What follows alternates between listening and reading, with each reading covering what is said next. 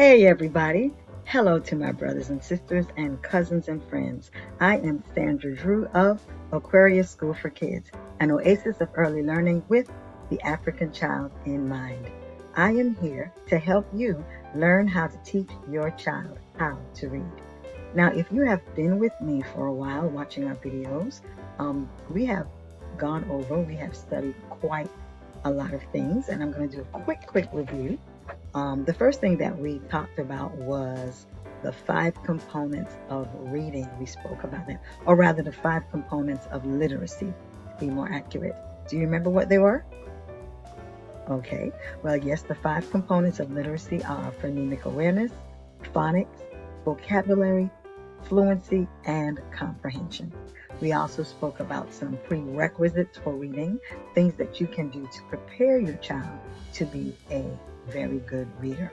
And then the last thing we spoke about was auditory blending. I showed you how to blend the sounds together to produce words. And I just produced just simple words like man. That was one of the words that we produced, or sad and mad. Those are some of the words we produced. And I showed you the strategy that I used to sound the words out. I showed you three strategies. One I used with each finger. I'd hold up when I'm saying the sounds like ah, that's one way I would do it. Then I would also touch my fingers together. I would say man. That's another way I would blend. And then the third way that I showed you with some dots. 3 dots, for example. You would say the sound on the first dot. You would hold it until you get to the second dot. Change to the second sound. Hold it until you get to the third dot. And change to that last sound. And then, of course, you pronounce the word. So that's the 3 strategies that I showed you that I would use when instructing children how to blend the words together. Now, today, I want to speak about symbols, letters as symbols. I want to show you how I would introduce letters, actual letters to the children. Before, we were just talking about the sound. We didn't show any letters or anything when we were instructing, because we were focusing on phonemic awareness. Now we're going to focus on the more like the phonics part of it. Phonics has to do with that letter-sound relationship. So when you have phonemic awareness, just think sound. But when you hear phonics, we're looking at a symbol and then representing that sound. So I use the term symbol for my letters because the letters are representing the sound that is coming out of your mouth. An example I like to use of symbols, I like to show the symbol of, say, this symbol here, and this symbol, and this symbol. Okay, I've just shown you the McDonald's symbol and the Nike symbol and the $ symbol. Those, like I said, are just symbols. They represent something. The McDonald's symbol represents a restaurant, a specific restaurant. The little swoosh represents sports, and it represents sneakers and shoes made by a company called Nike. And then, of course, the $ represents the currency that's used in the United States. Okay, those are just symbols representing something else. It's the same thing with letters. Letters are just symbols that are representing sounds. They don't make any sounds. A lot of times you might hear a teacher say, what sound does this letter make? This letter makes this sound. Trust me, they don't make any sounds. If you were to get a whole bunch of magnetic letters, a whole bunch of letters of the alphabet, and you threw it down on the counter, and you took a second and you listened, you won't hear anything because they don't make a sound. They represent sounds. And another reason that I like to introduce letters as symbols is because it helps with spelling. One thing I tell my children is that the words in English come from so many different languages. And so you're going to have different spelling representations. It's not going to be the same thing all of the time. Okay? So that's why I introduce it as a symbol. Now, when I start off, I like to kind of tell a little story, like say you wanted to get a message to your friend. The message was but you couldn't speak to them. You had to send them a note. If you drew a symbol and your friend got the note, your friend would be able to look at the symbol and know that you were trying to tell them. That's just an example that I use. So that is a way that I introduce symbols to the children. Okay? Now, the first symbol that I want you to introduce to your child is this symbol over here. The symbol for When you introduce it, I want you to tell them that this is a symbol, and every time you look at this symbol, every time you look at this letter, we are going to make the sound. We are going to say the sound. The sound that's going to come out of our mouth is, show the symbol again and say, I don't say the name of the letter. We're not there yet. Not yet. I just want to connect the sound with the symbol. Okay? And then you can also write that symbol. You can, show them how to draw a line and go up and curve over and then curve over. And this symbol represents the sound.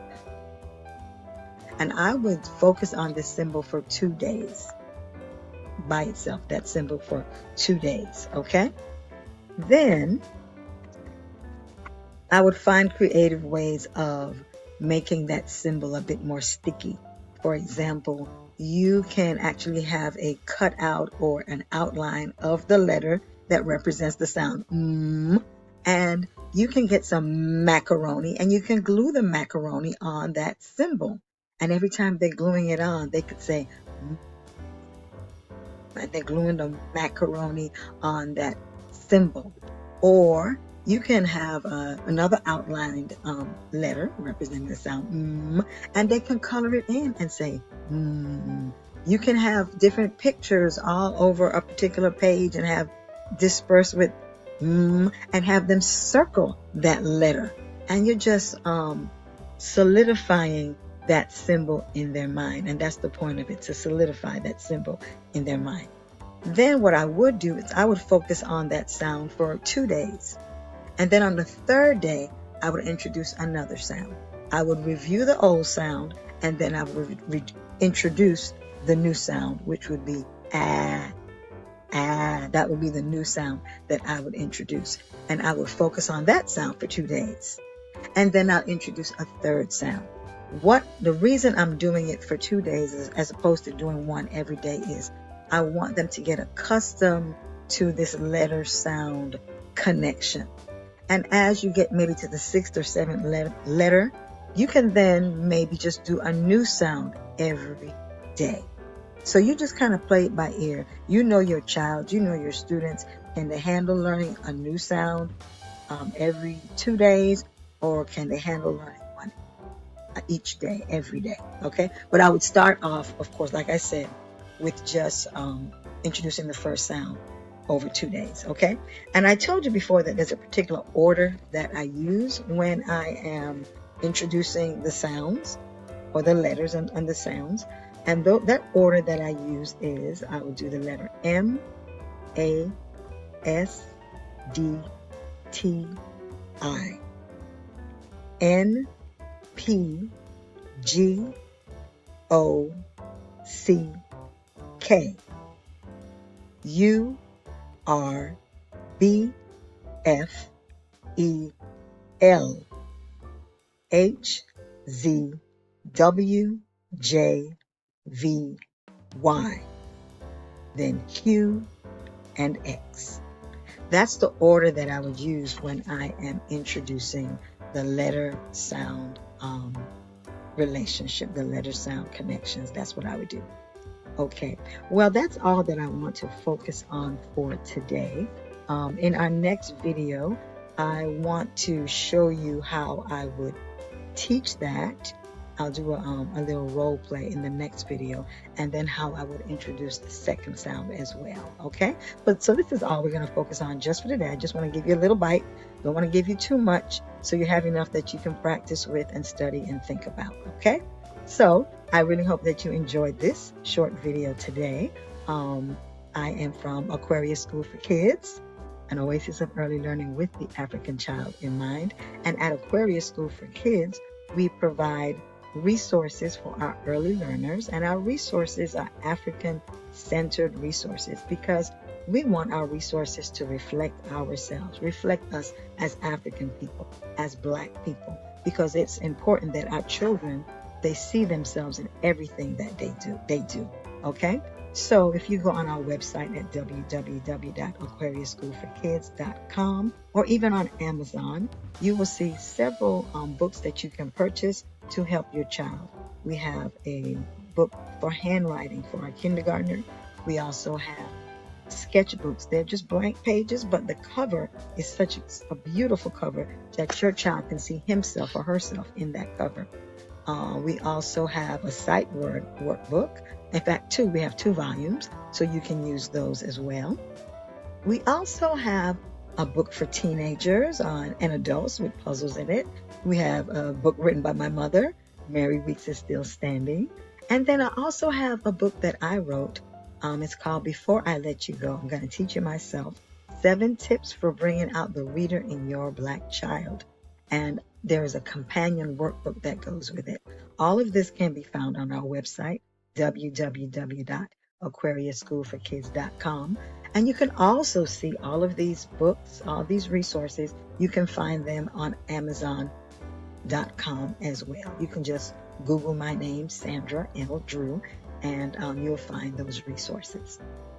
Now, if you found all of this to be helpful to you and you like our videos and you want to see us expand and others can actually view our videos and learn from it, please give us a thumbs up, hit the like button, please share, please comment, and please subscribe so that these videos can go out to more and more people. I really appreciate that. Well, that's all that I have to say for now. I know I stumbled through a little bit, but hey, it's okay. It's okay. It's okay. I'm just really glad that you decided to join me today. And I look forward to speaking with you again in our next video. Take care.